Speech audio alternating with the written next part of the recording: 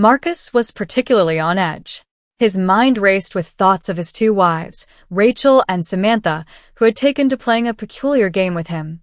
It started as a simple jest, a way for them to relieve their own stress, but had quickly escalated into a ritual that left him feeling both humiliated and oddly powerless. They treated his chest, with its thick mat of hair and defined muscles, as if it were their personal stress relief toy. Each time they squeezed, kneaded, and poked at his pectorals, the tension in the room grew as thick as the silence that accompanied their actions. The door to the gym swung open, letting in a gust of cool evening air that smelled faintly of rain.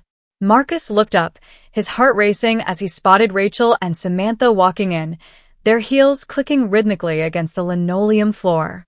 They were both dressed in their usual workout attire, but their eyes held a mischief that told him they hadn't come for a run on the treadmill.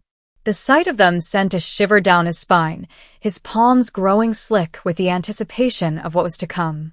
Without a word, Rachel took a seat on the bench beside him, her eyes gleaming with excitement. She reached over and began to massage his chest, her fingers digging into his muscles with surprising strength. Marcus couldn't help but let out a grunt, his cheeks flushing red. He knew the other gym members were watching, their whispers and snickers barely concealed. Samantha, not to be outdone, stepped up behind him, her fingers tracing the line of his spine before moving to his shoulders. Her nails dug in, releasing tension he hadn't even realized he'd been holding.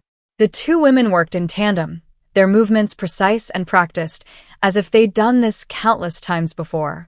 Their hands moved in unison, their touch alternating between soothing and painful. Marcus's thoughts swirled, a mix of anger and embarrassment. He knew he should say something, assert his boundaries, but the words remained lodged in his throat. The sound of their giggles filled his ears as they played their twisted game, turning his sanctuary into a stage for their entertainment.